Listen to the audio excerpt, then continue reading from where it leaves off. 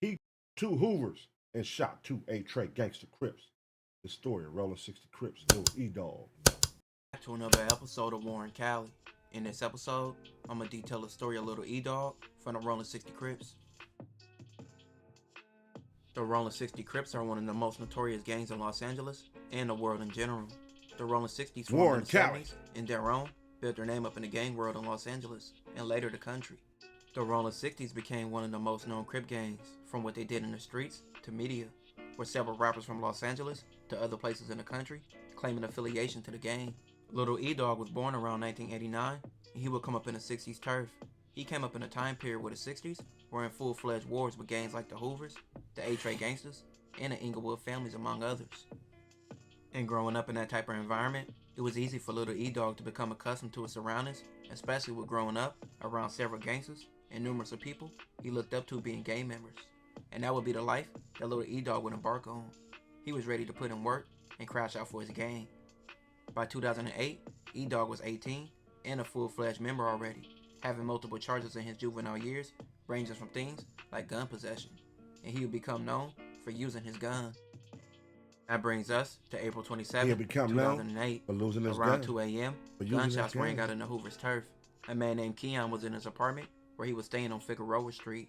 He got out his bed and looked out his back window, but he saw nothing. Later that morning, around 6:30 a.m., he discovered a man named Wallace's body on the front steps of the apartment. Damn. Wallace had been shot around 6 times. Police had no suspects in Wallace's death until 11 days later when a woman named Ronisha walked into the 77th Street police station and told detectives she had information about a homicide that may have occurred on a porch on Figueroa Street. Ronisha told detectives that 1 or 2 weeks earlier, she was hanging out in an apartment complex where members of the Rollin 60s were. She heard several 60s talking, including Little E-Dog and J Hood among others. They began talking about a murder. Ronisha said E-Dog did most of the talking. Ronisha said E-Dog said to other 60s, "You know, we just went over there and we chipped him." E-Dog would go on to say, "Me, Scooby, J Hood, we was all in the car. Like we was just over there and we chipped him. Chipped him right on the porch, cuz." E-Dog would then go on to say they shot Wallace because he threw up his hood as they was driving through the Hoovers, so they started shooting at him, leading to his death. Ronisha told detectives later that night, around midnight or 1 a.m., E-Dog and several others left the apartment to go back to the scene of the shooting. They returned a couple hours later. Ronisha overheard E-Dog tell J Hood, "Oh yeah, we passed through there and cuz is still laid out on the porch. Like don't nobody know he dead." On the morning of May 1st, 2008, just 4 days after Wallace was killed, two men, Derek and Demetrius, stood on the front porch of Derek's home. Derek lived in the A-Tray Gangsta's turf. A man approached him wearing a hoodie, and the man drew a gun from his waist. His hoodie then fell off. The man yelled out distance to the A-Tray Gangsters and started shooting at Derek and Demetrius. Demetrius tried to duck behind a wall, but was shot in the back. Derek ran towards the man with the gun and tried to grab the gun, but he was shot in the head. Both Derek and Demetrius survived the shooting, but Demetrius will be paralyzed. Police and prosecutors later asked Demetrius on 4 separate occasions to identify the shooter. On May 13th, 2008, Demetrius was still in the hospital and failed to identify E-Dog from a photo lineup. Much later, on December 21st, 2009, Demetrius later identified E-Dog as a shooter in a live photo lineup at the 77th Street station. Derek identified E-Dog in a photo lineup just 2 weeks after the shooting and said the picture of E-Dog looks like the guy that shot him. They both Police recovered 3 bullet casings from Wallace's murder scene and 6 from Derek and Demetrius' shooting. Police testified that all the casings were fired from the same gun. Timothy was a member of the 7-4 Hoovers. On February 6, 2009, Timothy and his female friend Quincy were walking Quincy's daughter to school. On their way back home, a white Camaro approached a stop sign and waited as Timothy and Quincy walked towards their car. The driver said to them, "Don't I know you from somewhere?" Timothy replied, "Don't know, do I?" While Timothy talked to the driver, Quincy walked around the back of the car and noticed 2 other people in the passenger and the back seat. As she walked to the middle of the next block, Quincy heard gunshots and heard someone say, "Alright then, Groove." She then dropped to the ground and watched as Timothy run down the street, getting chased by the Camaro. The front passenger was a dark-skinned black male in his 20s. He held out a gun out the window and shot 5 more times. Quincy lost sight of Timothy as he turned the corner, but she heard more gunshots. Several minutes later, Quincy ran in the area that she saw Timothy and the Camaro turn. Before she could find Timothy, a police officer approached her, and together, they discovered that Timothy was dead in the driveway. A witness named Daniel later gave police a description of the shooter and the car, and the description matched E-Dog. With several people putting E-Dog to the crimes, he was eventually arrested. Damn, that nigga got snitched on in every crime he did. In every crime he did, he took a goddamn, he did a fucking, he got snitched on. That's 4 different situations. That's crazy. And charged with the murders of Wallace and the shooting of Derek and Demetrius. On December 30th, 2009, a detective interviewed Tony, the brother of J Hood, also a member of the Rollin 60 Crips. Tony was in jail by this time and told detectives that on the morning of Timothy's murder, that E-Dog and another Rollin 60 member named Mark picked Tony up in a white Camaro. Mark drove the Camaro, E-Dog sat in the front seat, and Tony sat in the back. Tony said, "We were just driving around, and I didn't even know he had the gun. And then I just seen the boy and the girl crossing the street. Then he called them to the car." Tony said the boy told E-Dog, "Don't I know you from somewhere?" But the girl walked behind the car and kept going. E-Dog asked the boy, "What do they call you?" Then he shot. Tony continued by saying E-Dog hopped out and chased him. When we turned the corner, Wait, this is his own homeboy. His own. God damn. He was getting snitched on left and right. Everybody told on him, damn. we just see E-Dog chasing that dude running like in the backyards or something, and E-Dog chasing after him. And we heard the shots. Then like that, like bam. Then he came back and got in the car. Tony then became scared and thought about what he did. He would say, "If I go to county, man, you know what's going to happen to me up in there? Y'all don't understand. Y'all just want me to tell so y'all can have a case and everything." Eventually, Tony told detectives he did not want to go to jail for a murder that he did not commit. The detective assured Tony she had turned off the recording devices on the table in the interview room, but a video camera continued recording their whole convo. Tony said even though... Oh, no. See, listen, man, that's how this shit be going. These motherfuckers be so gangster. They be out here pushing the line, going crazy as soon as they get in that interrogation room. Look what happened. Everybody around them snitching on him, and the nigga in the car with his own homie. "You know what's gonna happen if I go to the county? Can you cut the audio device off?" "Yeah, I cut it off," but they leave the camera rolling. Nigga, they're telling. "I'm telling the truth, but it's still, I'm paranoid." Tony eventually pled guilty to the murder of Timothy, and he testified at court against E-Dog. At E-Dog's trial regarding his first case, the murder. And he testified against him. So he took the stand too. of Wallace.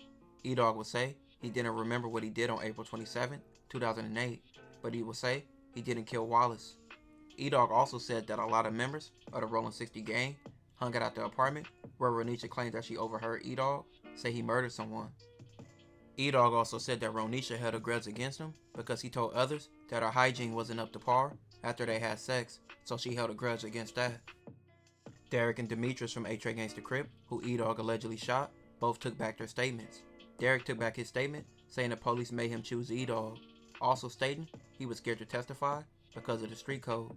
Once again, E-Dog would state he didn't know where he was during the shooting of Derek and Demetrius. In E-Dog's case for killing Timothy from Hoover, Daniel, who was a witness, would later recant his statements. He feared for his life and didn't want to testify and didn't want... Of course he did. Of course he's going to fear for his life. Of course he's not going to want to testify.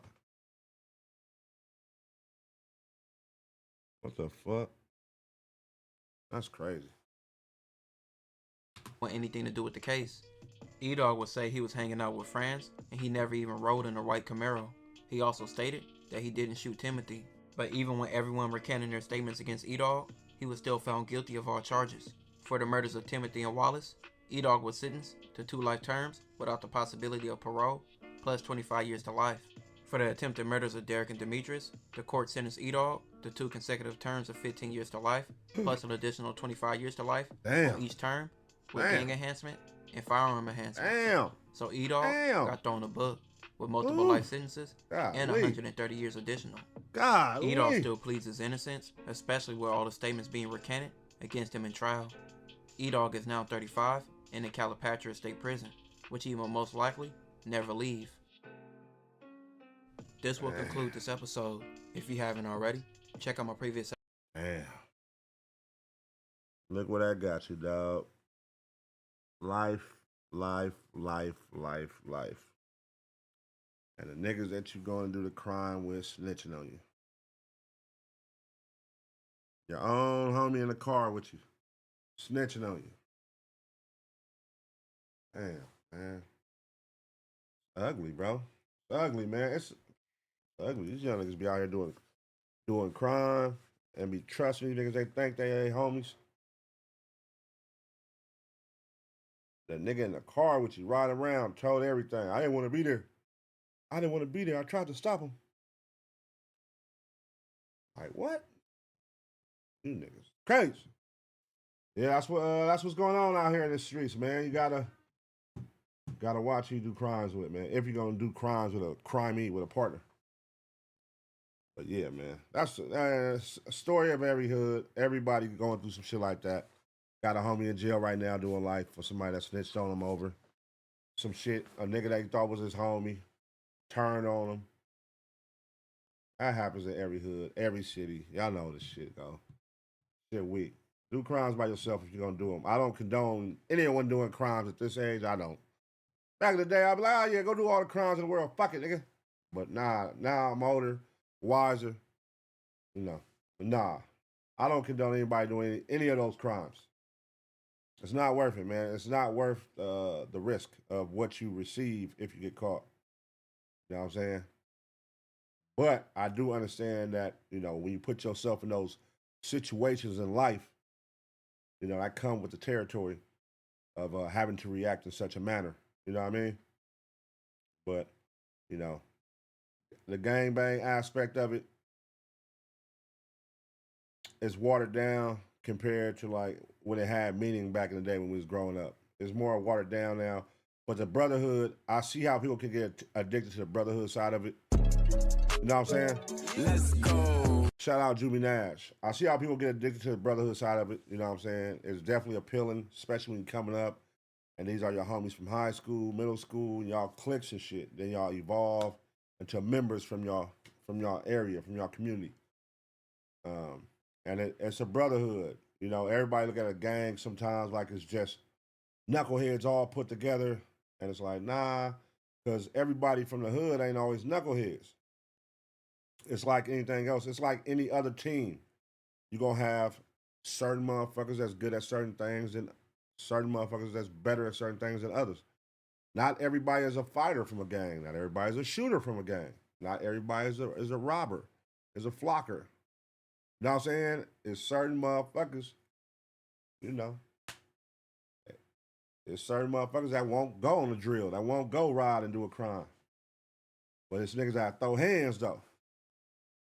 I mean, and there's nothing wrong with that. It's nothing wrong. Everybody plays a position.